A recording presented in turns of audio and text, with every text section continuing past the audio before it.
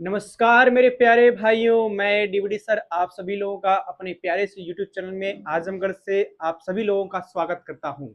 आशा करता हूं सभी साथी मस्त होंगे, जबरदस्त होंगे और जिंदाबाद होंगे। साथ ही साथ 10वीं वाले बच्चे अपनी पढ़ाई भी अच्छे से कर रहे होंगे।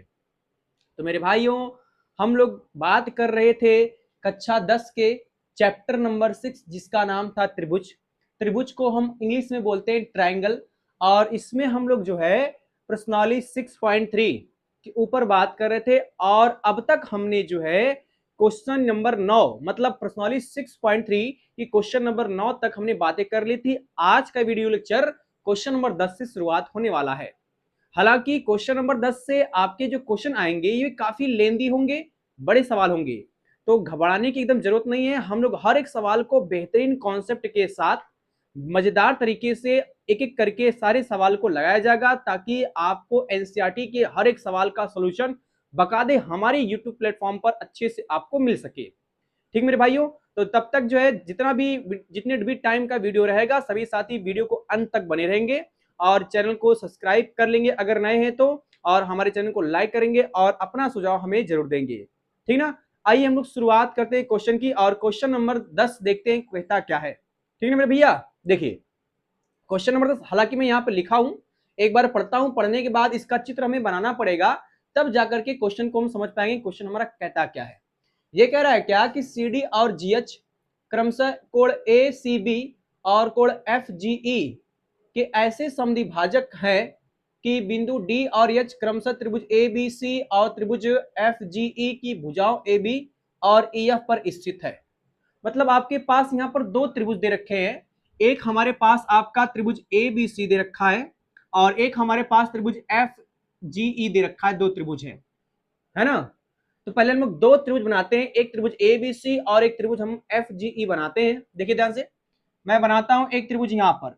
चलिए मेरे भाई, ये आपका पहला त्रिभुज मैंने यहां पर बना दिया। इस त्रिभुज का नाम दिया जाए ए, ये हो गया बी और ये हो गया सी। ये पहला त्रिभुज हो गया हमारे पास।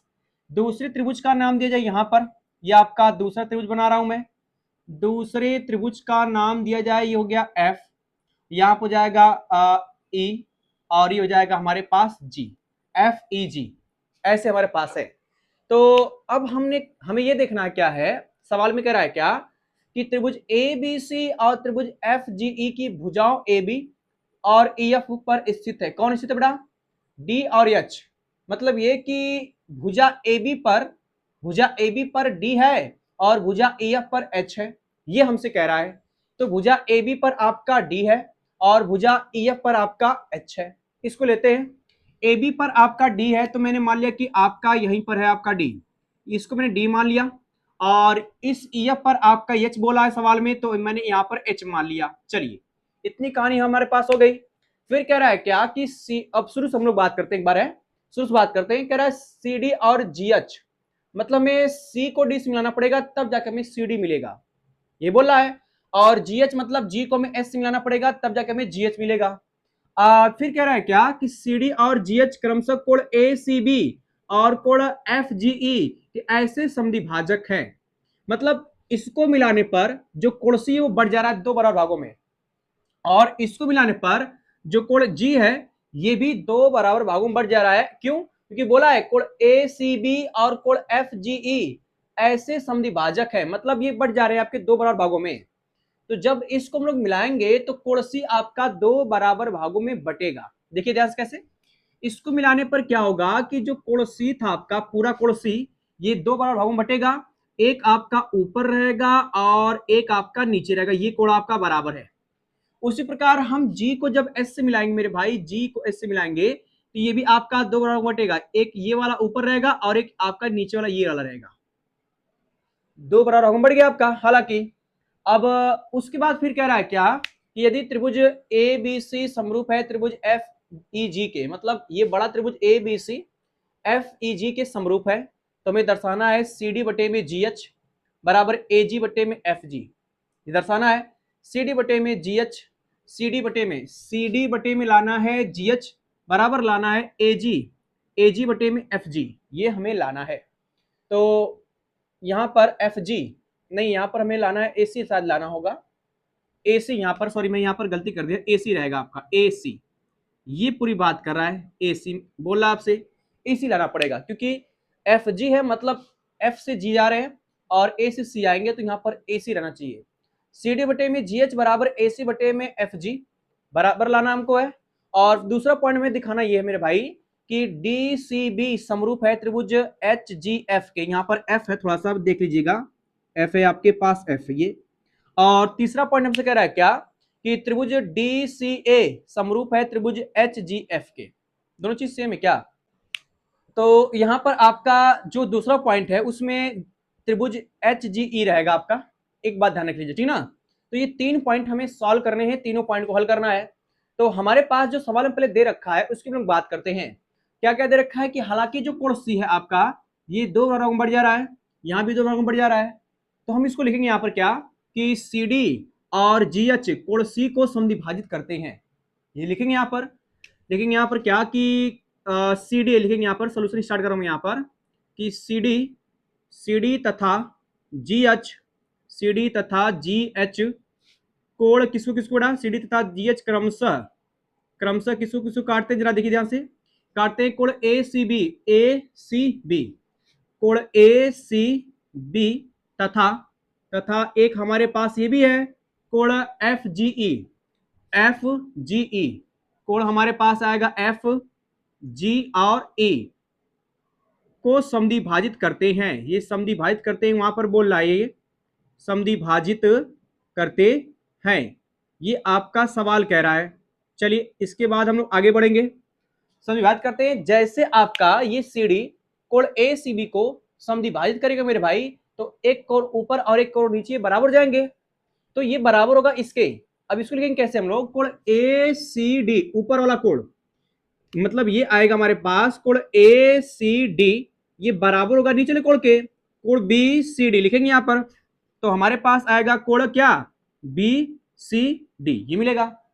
अब इसकी बात करते हैं, ये भी आपका कोण जी समद्विभाजित हो रहा है, तो कोण एफ जी एच ये ना होगा, तो हमारे पास आएगा कोण एफ जी एच, ये बराबर होगा कोण किसके, ई जी एच के, यहां ले लेते हैं ई जी और एच के। अब ये दोनों कोण बराबर हो गए। हालांकि इसको थोड़ा मैं और आसान करने के लिए ये कह लिया जाए कि अगर ये एक्स है तो ये भी एक्स होगा, ये वाई तो आप ये भी वाई होगा, बराबर है क्योंकि। तो अगर मैं इसको एक्स मानता हूं, एक्स मानता हूं तो ये भी एक्स हो जाएगा, ये वाई मानता हूं तो ये भी वाई हो जाएगा।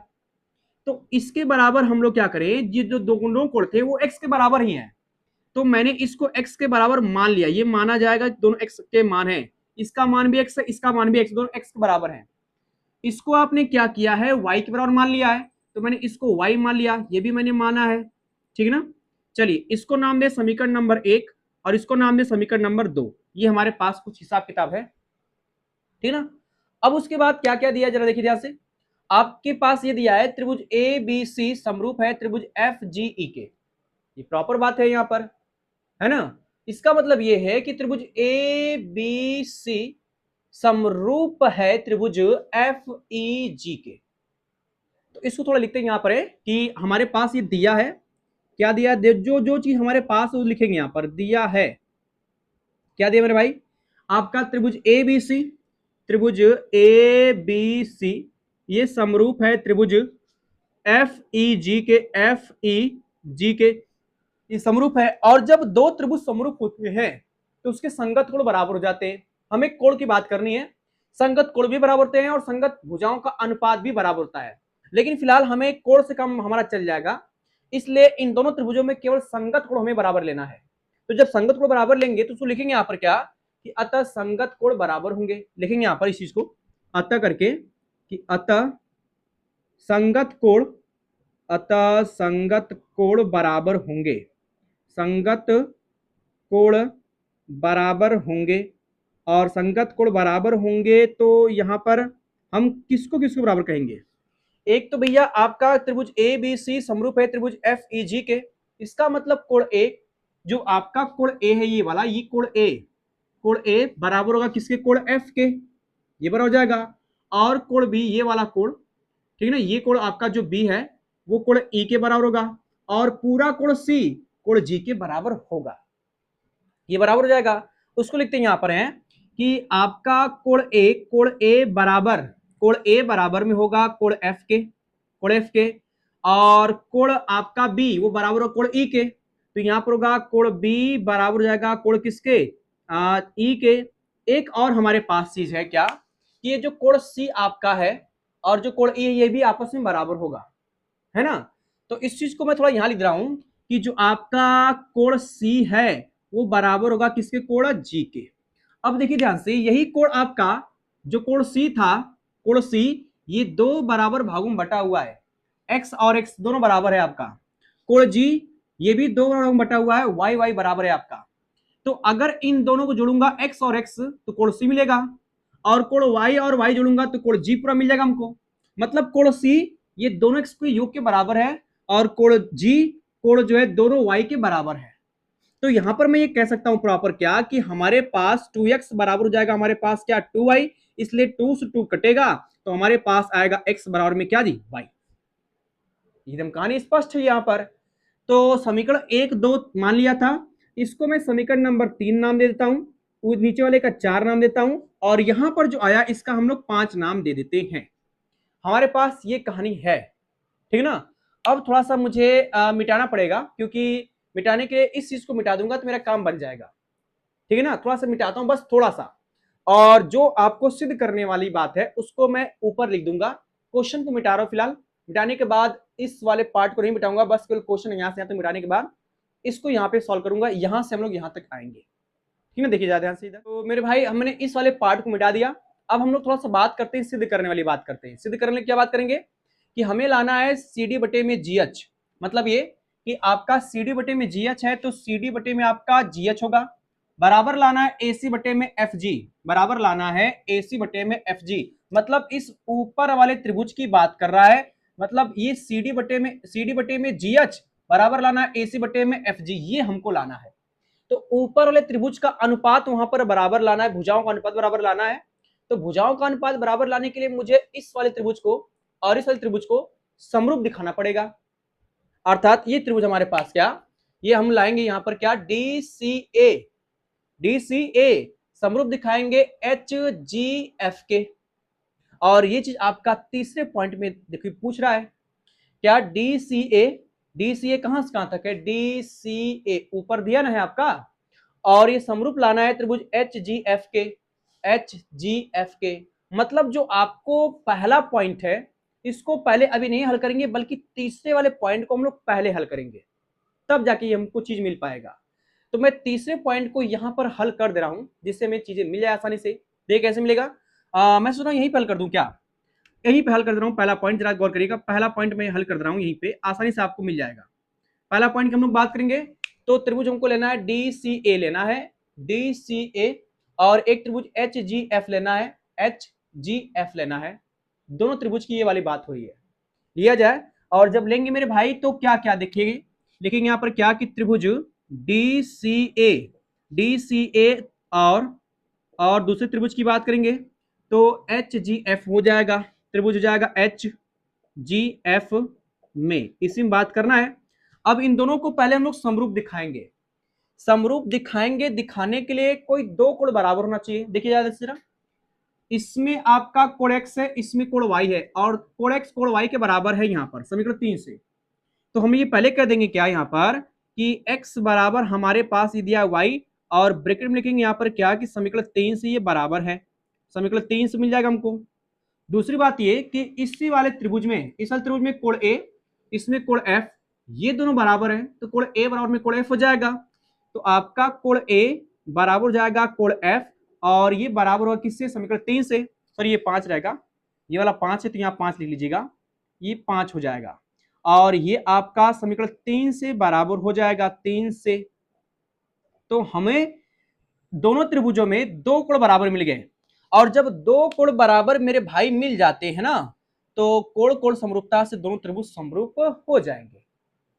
तो लिख लेंगे यहाँ पर क्या, अतः कोण कोण समरूपता से, इस बात को लिखेंगे यहाँ पर क्या, थोड़ा नीचे लिख दे रहा हूं यहाँ पर, अतः कोण कोण समरूपता से, अतः कोण कोण समरूपता से और कोण कोण समरूपता से हमको क्या मिलने वाला है, देखिए जरा ध्यान से इधर, कोण कोण समरूपता से क्या मिलेगा, त्रिभुज DCA, आपका त्रिभुज DCA ये समरूप होगा त्रिभुज किसके, HGF के, HGF के, ये हमको बड़े आसानी से मिल गया।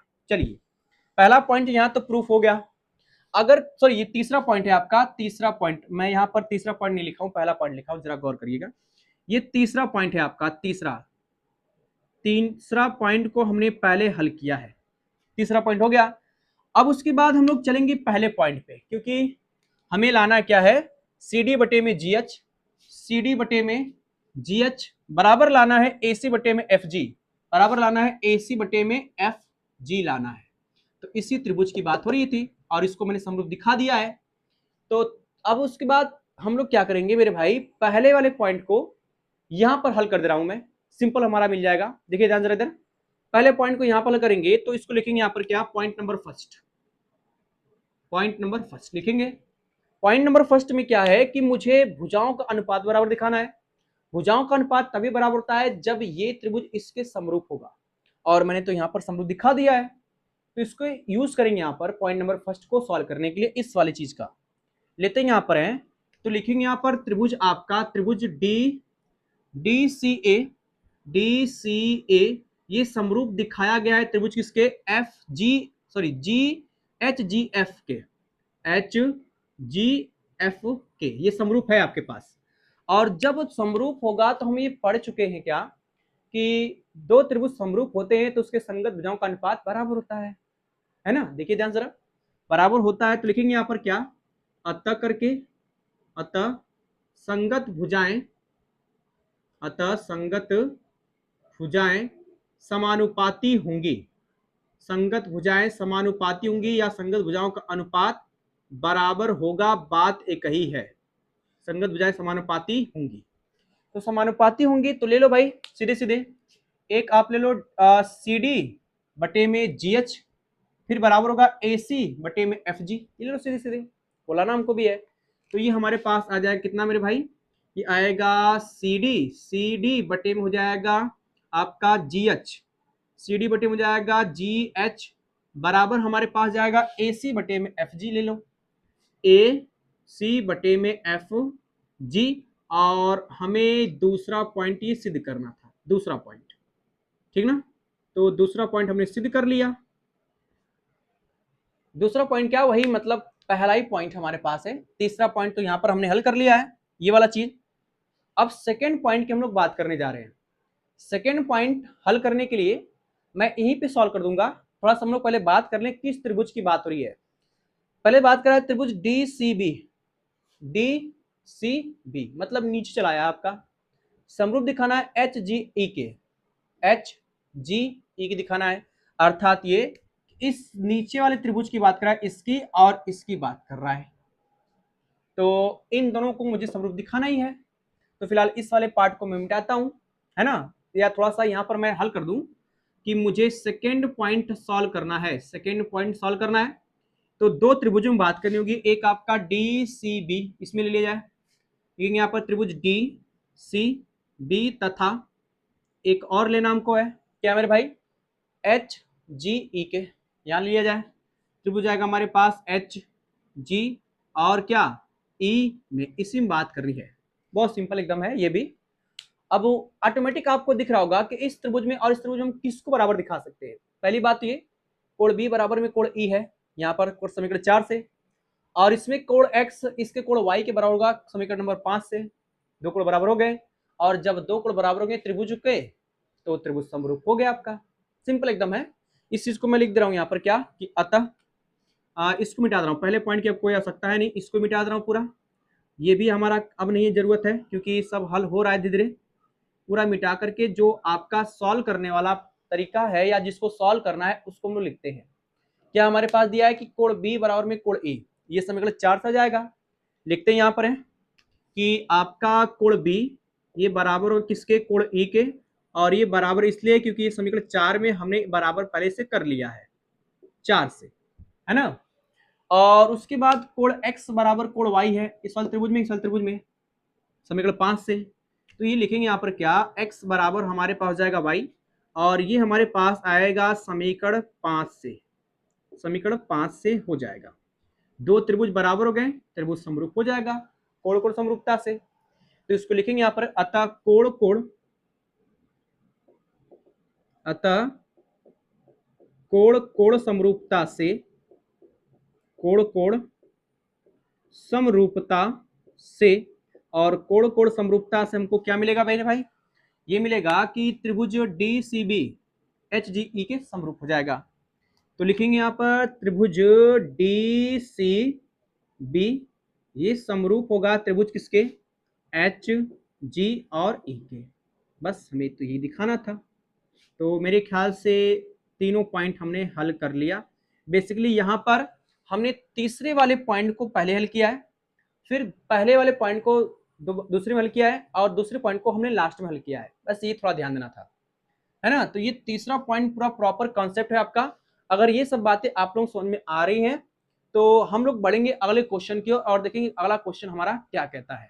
क्वेश्चन नंबर 11, मैं इसको पूरा मिटा रहा हूं और क्वेश्चन नंबर 11 की ओर बढ़ते हैं, ठीक है ना। तो प्यारे भाइयों, हमने क्वेश्चन नंबर 10 खत्म कर लिया। अब हमारे सामने आ गया है क्वेश्चन नंबर 11, और क्वेश्चन नंबर 11 में भी चित्र बनाया नहीं है, और मुझे लगता है कि आगे जितने भी सवाल हैं 12, 13, 14, 15, उन सब में भी सवाल में चित्र बनाया ही नहीं है। हमें क्वेश्चन को पढ़ना पड़ेगा, प्रश्न को हल पढ़ के चित्र बनाना पड़ेगा।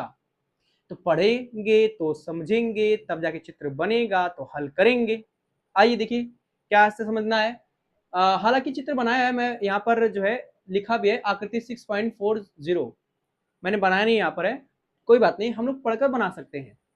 ये कह रहा है कि AB बराबर AC वाले एक समद्विबाहु त्रिभुज ABC की बढ़ाई गई भुजा CB पर स्थित E एक बिंदु है।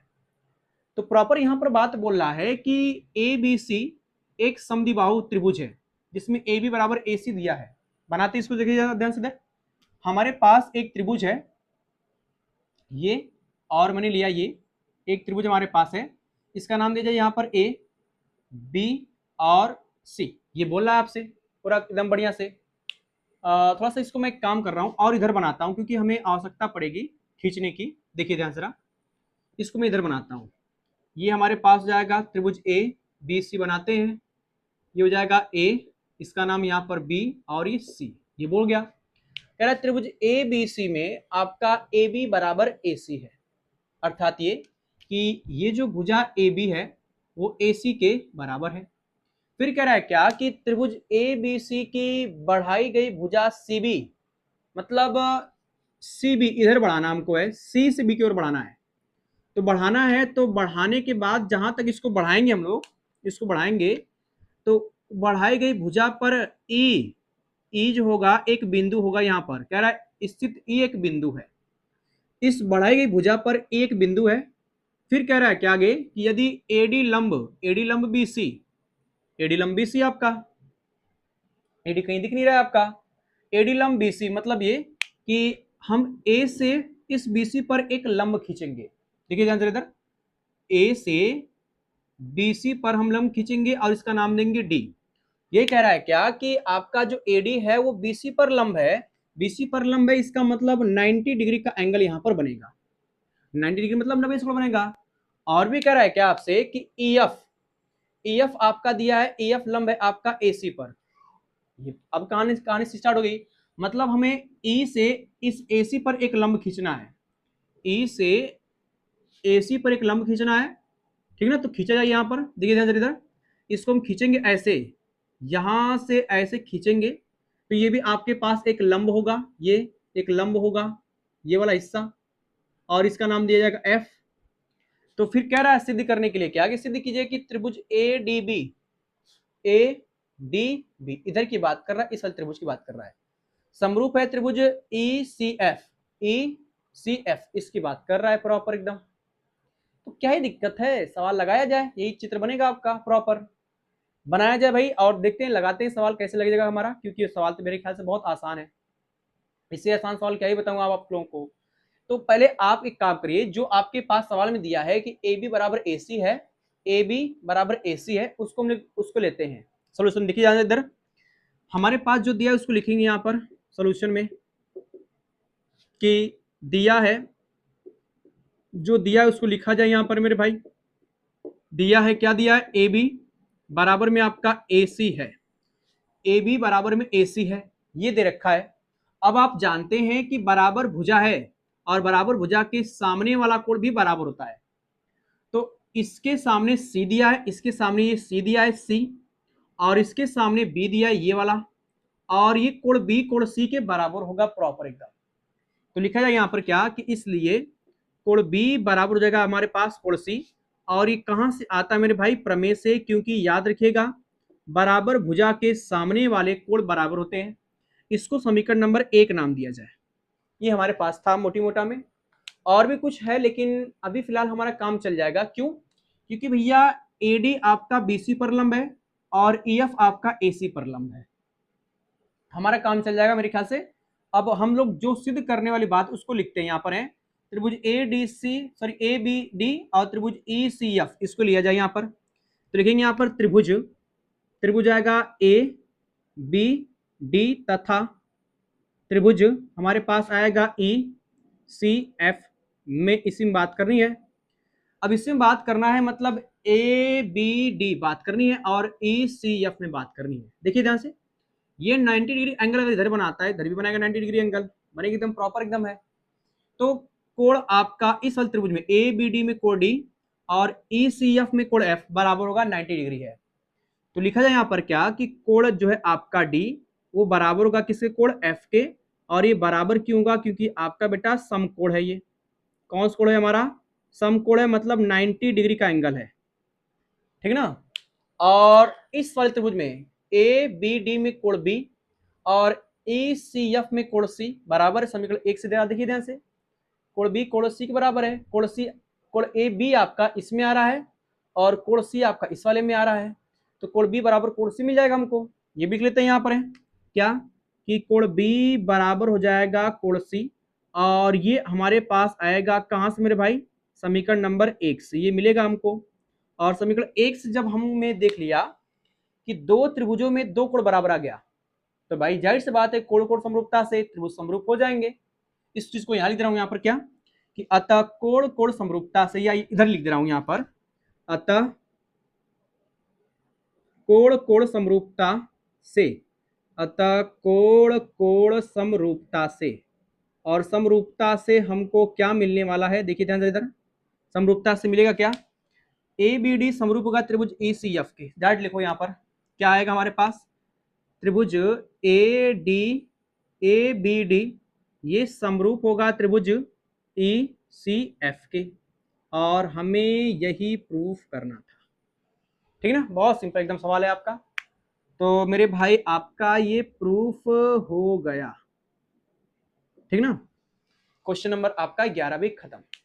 अब हम लोग बात करेंगे क्वेश्चन नंबर 12 की ओर, तो इसको मिटाना पड़ेगा और 12 देखते हैं क्या कहता है क्वेश्चन नंबर 12, मिटाते इसको है, ठीक ना। देखिए जरा ध्यान से। तो प्यारे भाइयों क्वेश्चन नंबर 11 भी खत्म होने के बाद अब हमारे पास आ गया क्वेश्चन नंबर 12, और क्वेश्चन नंबर 12 भी काफी हो सकता है थोड़ा सा बड़ा हो, लेकिन मजेदार सवाल ये भी है। एक बार 12 को पढ़ेंगे और क्वेश्चन नंबर 12 को पढ़ने के बाद हम लोग इसका हल देखते हैं। कह रहा है क्या कि एक त्रिभुज ए बी सी की भुजाओं ए बी बी सी तथा माध्यिका एडी, यहाँ पर देखो माध्यिका शब्द आ गया है, और माध्यिका आपकी एडी है किस त्रिभुज की, ए बी सी की।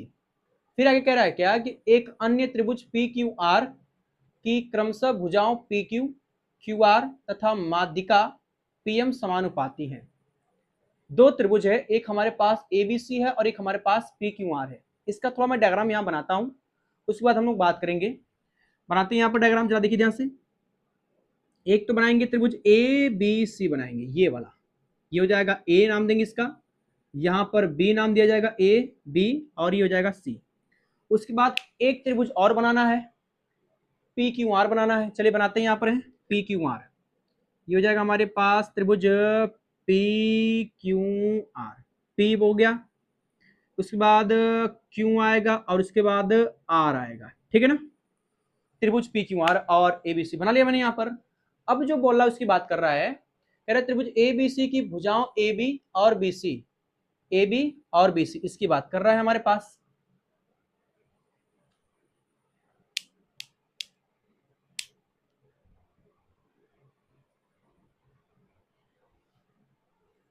ठीक है ना। तो ए बी और बी सी, ए बी और बी सी इसकी बात कर रहा है, तथा माध्यिका एडी, माध्यिका मतलब ए से हम डी खींचेंगे, तो जो हम ए से डी खींचेंगे ये माध्यिका होगी, माध्यिका ये डी होगा।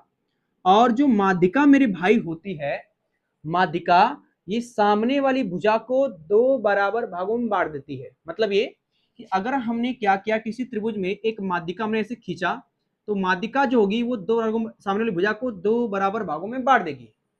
माध्यिका सामने वाली भुजा को दो बराबर भागों में बांटेगी, माध्यिका सामने वाली भुजा को दो बराबर भागों में बांट देती है, माध्यिका की ये खासियत होती है ना। तो ये माध्यिका जैसे मैंने एडी खींचा तो बीसी आपका ये दो बराबर भागों में बढ़ गया, बीडी और सीडी बराबर हो गए आपके। उसी प्रकार आगे चलते हैं, कह रहा है त्रिभुज पी क्यू आर की भुजाओं की क्रमशः भुजाओं पी क्यू और क्यू आर, पी क्यू और क्यू आर तथा माध्यिका पीएम, पी से खींचना पड़ेगा, तो पीएम आपका यहां खींचेंगे, पीएम यहां खींचेंगे, यहां पर नाम इसका देंगे एम। आज जब ये माध्यिका है तो क्यू आर भी आपका दो बराबर भागों में बटेगा, मतलब ये क्यूएम और एम आर ये बराबर हो जाएंगे हमारे। ये सीधी सी बात कर रहा है। फिर कह रहा है क्या कि दर्शाइए कि समानुपाती है। उसके बाद बोला त्रिभुज ए बी सी, त्रिभुज ए बी सी समरूप है त्रिभुज पी क्यू आर के, पी क्यू आर के समरूप दिखाना है।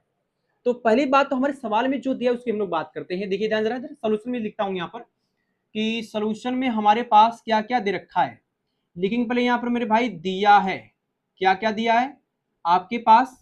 ये कह रहा है कि त्रिभुज ए बी और बी सी, ए बी और पूरी बात कर रहा है बी सी तथा माध्यिका एडी, इसका जो अनुपात होगा पी क्यू क्यू आर और माध्यिका पीएम के समानुपाती है। अर्थात ए बी के बटे में पी क्यू है, बी सी के बटे में क्यू आर है और एडी के बटे में पीएम है, ये समानुपाती बोल रहा है एकदम साफ साफ।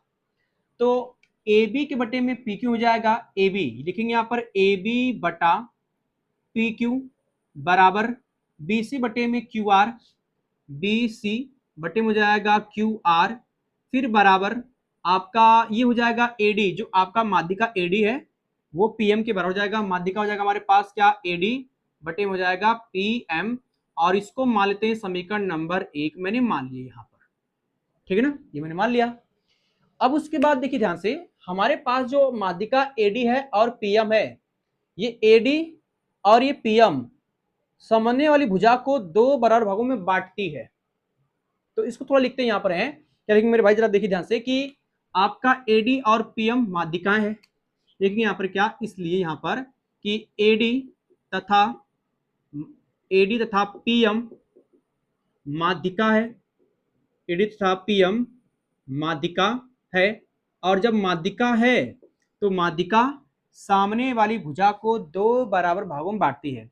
इसको आप लिखिए यहाँ पर क्या, बीडी बराबर हो जाएगा आपका सीडी, ये लिख लीजिए, हमारे पास आएगा बीडी बराबर हो जाएगा सीडी, और यह एक आएगा हमारे पास क्यूएम बराबर हो जाएगा एम आर, क्यूएम बराबर हो जाएगा हमारे पास एम आर, ये हमको मिलेगा। आप इसका नाम देंगे समीकरण नंबर 2 नाम दे दीजिएगा, समीकरण नंबर 2, और उसके बाद इसका नाम समीकरण नंबर 3 नाम दे दीजिएगा, ये हमको मिल जाएगा। ठीक है ना, कहानी यहाँ तक बात समझा रही है। अब उसके बाद मेरे भाई देखिए क्या हम लोग कर सकते हैं, देखिए जरा गौर करिएगा। हमें तो दिखाना ये है कि त्रिभुज ए बी सी समरूप है त्रिभुज पी क्यू आर के, ये दिखाना है। तो कैसे दिखाया जाए इस चीज को जरा गौर करिएगा। दो त्रिभुजों को समरूप दिखाने के लिए या तो तीनों संगत कोण बराबर हो, या तीनों संगत भुजाओं का अनुपात बराबर हो, या दो भुजाओं का अनुपात बराबर, एक उनके बीच का कोण बराबर हो। तो यहां पर तो हमें इसके बटे में ये दिख रहा है, बीसी बटे में क्यू आर दिख रहा है, एसी बटे में पी आर नहीं है, और हम ला भी नहीं पाएंगे। कोण को बराबर करना हमको है। कोण को बराबर करने का मतलब ये कि अगर मैं किसी तरीके से त्रिभुज ए बी डी, इधर त्रिभुज की बात कर रहा हूं, त्रिभुज ए बी डी और त्रिभुज पी क्यू आर, इसकी बात की जाए, क्यों, क्योंकि ए बी बटे में पी क्यू है, ए बी बटे में पी क्यू है, लेकिन इधर नहीं आ रहा हूं, ए सी बटे में क्यू आर आपका, ए सी बटे में पी आर आपका इसमें नहीं दे रखा है, इसलिए हम लोग इधर ही चलेंगे, इसमें भी और इसमें भी उधर चलेंगे। तो भैया एक हमें इस त्रिभुज को और एक हमें इस त्रिभुज को समरूप दिखाना पड़ेगा, तभी हमारे पास कहानी आगे बढ़ पाएगी। ठीक है ना, तो दिखाते हैं, देखिए कैसे हम लिखेंगे इस चीज को। ये दिखाने के लिए हम लोग क्या करें, सिंपल एकदम तरीका हमारे पास है। तो लिखेंगे यहाँ पर त्रिभुज ए बी डी लिखे जाएंगे यहाँ पर, त्रिभुज हम लिखेंगे यहाँ पर त्रिभुज ए बी डी, तथा दूसरा हम लेंगे त्रिभुज पी क्यू एम। त्रिभुज आएगा पी क्यू एम, इसी में बात करनी है। और इसमें बात करने के लिए हम लोग पहले क्या करेंगे कि समरूप दिखाने के लिए हम समीकरण नंबर 1 का प्रयोग करेंगे। तो पहले लिखा जाए यहाँ पर क्या कि समीकरण 1 से लिखेंगे, यहाँ पर समीकरण 1 से, और समीकरण 1 से हमको क्या मिलेगा, जब देखिए हाई आपका ए बी बटे में पी क्यू, ये तो लेना ही है आपको हर हाल में, ए बी बटे में पी क्यू बराबर आपका बी सी बटे में क्यू आर दिया है, उसको लेते हैं यहाँ पर, बी सी बटे में आपका क्यू आर है बराबर आपका ए डी बटे में पी एम, ए डी बटे में पी एम, ए डी बटे में पी एम हमारे पास है। तो फिलहाल तो मुझे इस त्रिभुज को समरूप दिखाना है जो उस साइड में है, लेफ्ट साइड में है। तो कैसे दिखा जाए, दो भुजाओं का अनुपात यहां पर दे रखा है, एक पहले वाले का एक तीसरे वाले का, बीच वाले का अनुपात हमें नहीं दिया है, इसको बराबर करना पड़ेगा। कैसे बराबर करेंगे भैया, जो आपका बीडी है, बीडी है वो बीसी का आधा है, क्यूएम जो है आपका वो क्यूआर का आधा है, क्योंकि भाई बीडी और ये डीसी बराबर है।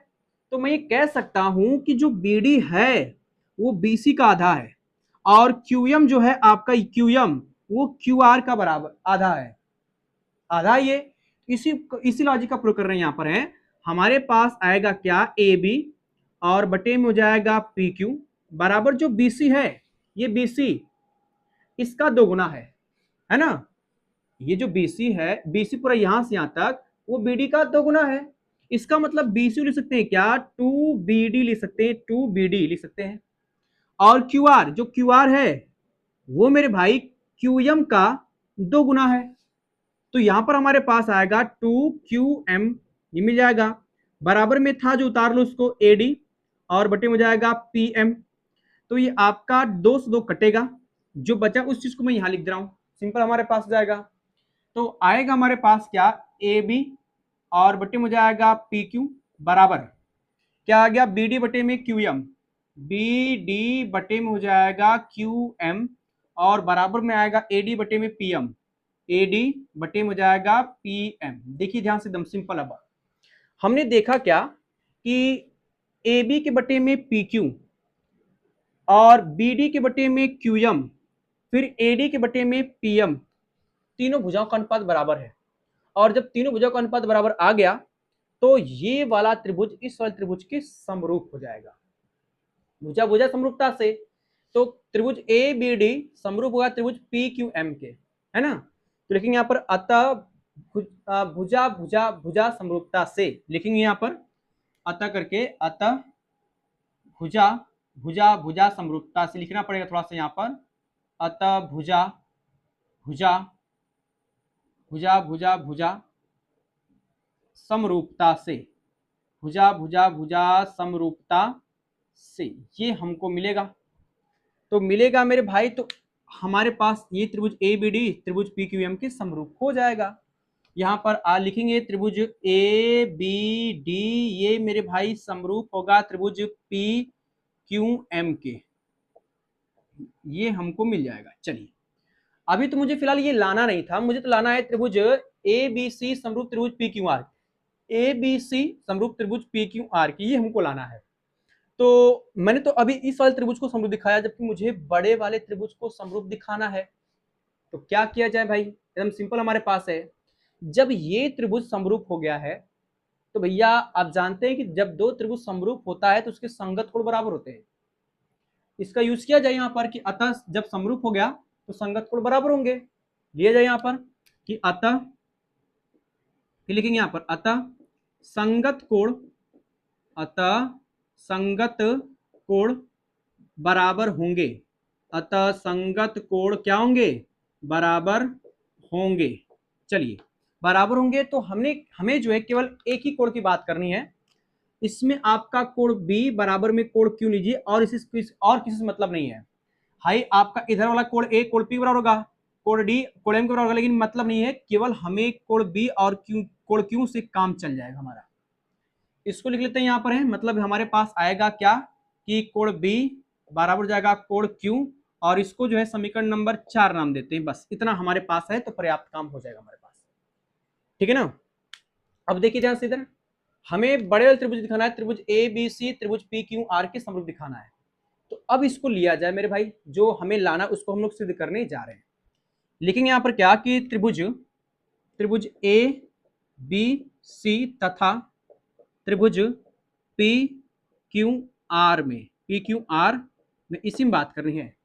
अब त्रिभुज ए बी सी और त्रिभुज पी क्यू आर में हमें दिख रहा है क्या कि इस वाले त्रिभुज में और इस वाले त्रिभुज में आपका ए बी बटे में पी क्यू है, ए बी बटे में पी क्यू है, बी सी बटे में क्यू आर है, बी सी बटे में क्यू आर है, प्रॉपर दिख रहा है आपको, है ए बी बटे में पी क्यू और बी सी बटे में क्यू आर है, और 8 इनके बीच का कोण भी बराबर है, बी और क्यू बराबर है, तो भुजा कोण भुजा समरूपता से त्रिभुज समरूप हो जाएगा। ठीक है ना। तो अनुपात बराबर है, मतलब पहले हम समीकरण 1 का प्रयोग करेंगे और फिर बाद में समीकरण 4 का प्रयोग करेंगे।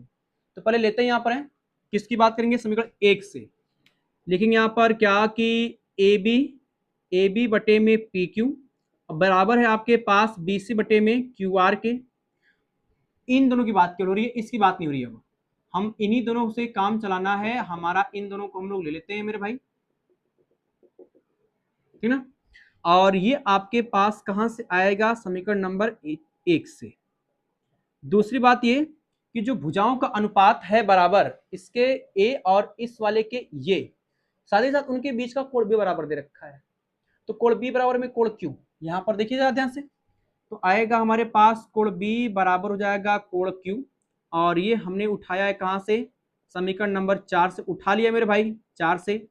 तो एकदम सिंपल हो गया हमारे पास क्या कि जब दो भुजाओं का अनुपात और एक कोण बराबर हो उनके बीच का, तो त्रिभुज समरूप हो जाता है।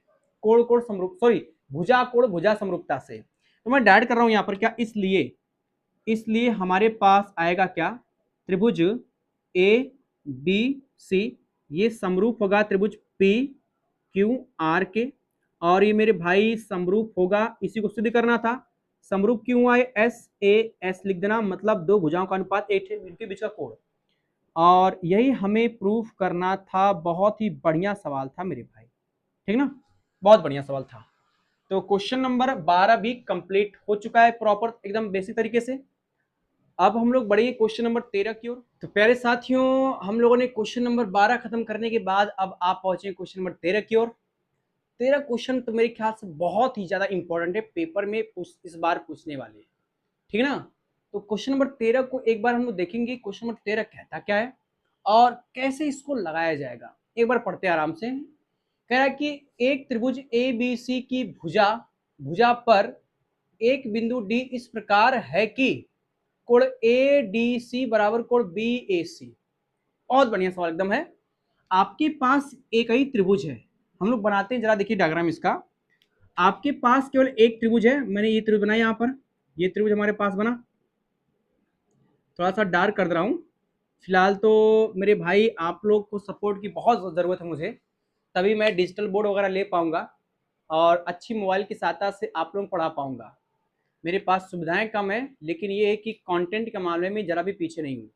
और हाँ, डेली वीडियो ना दे पाना आप लोगों को थोड़ा सा मेरी मजबूरी रहती है, क्योंकि मैं इस समय जो वीडियो शूट कर रहा हूँ ये लगभग 11 बज रहे हैं रात को।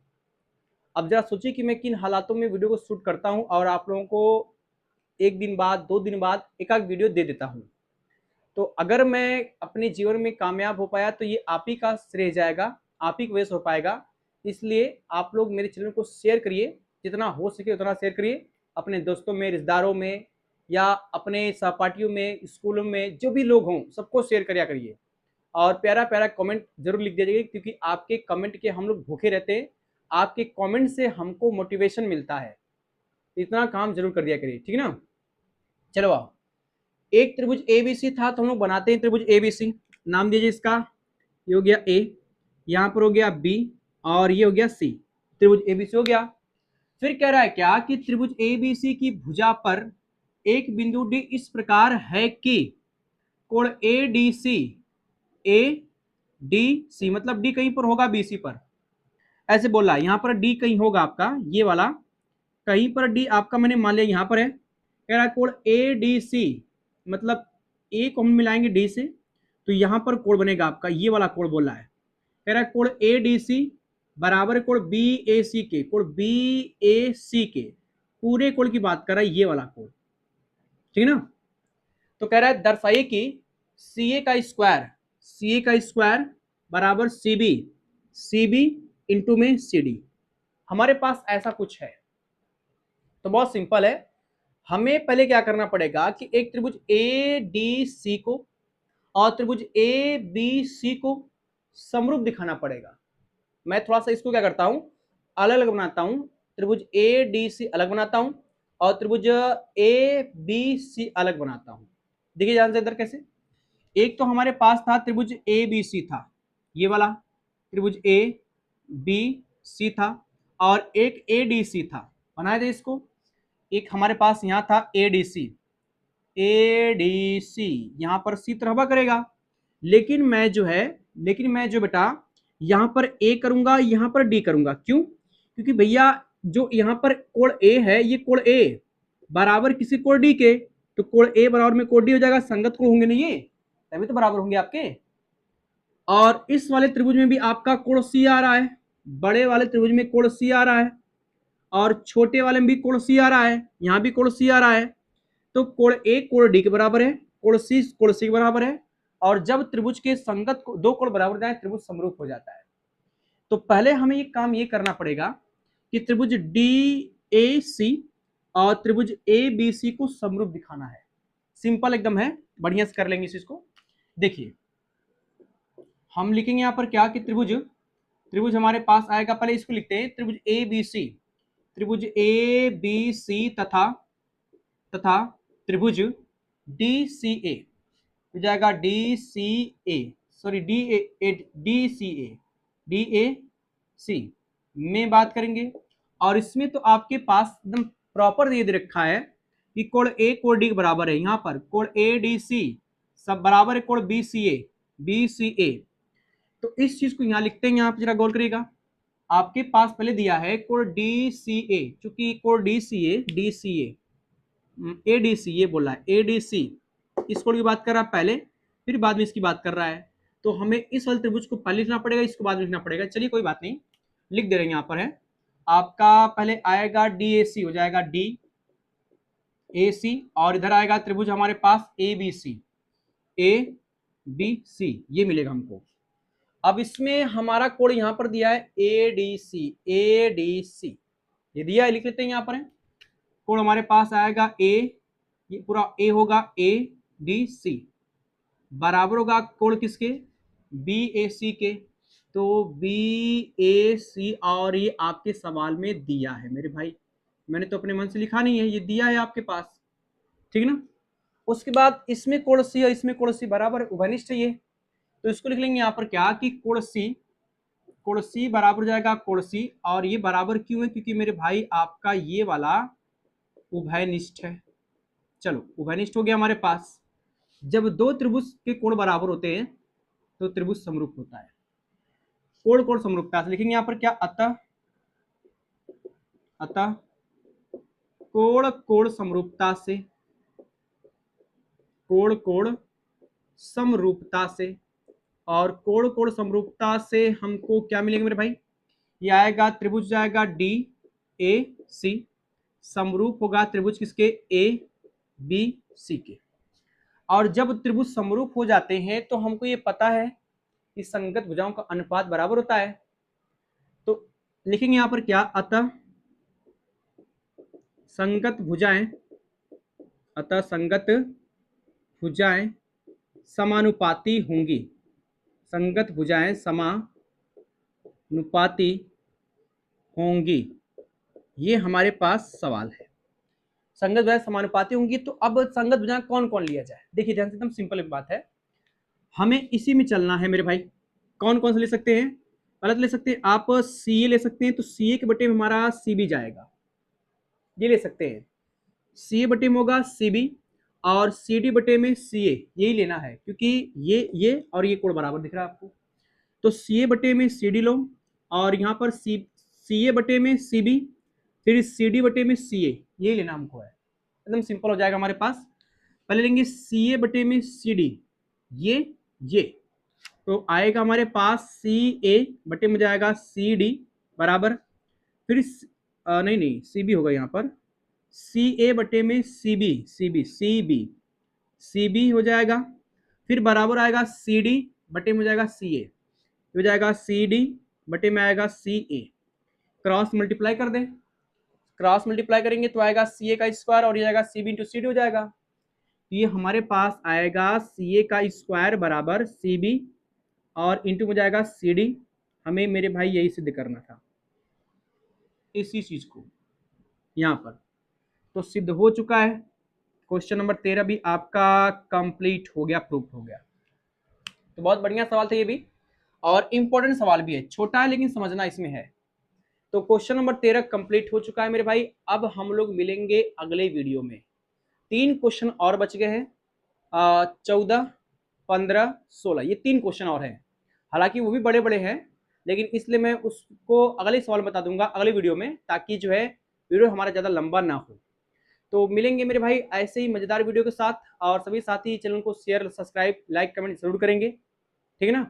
मिलेंगे अगली वीडियो में, तब तक मैं सभी साथियों से लेना चाहूंगा अलविदा, नमस्कार, जय Hind, tata and bye bye.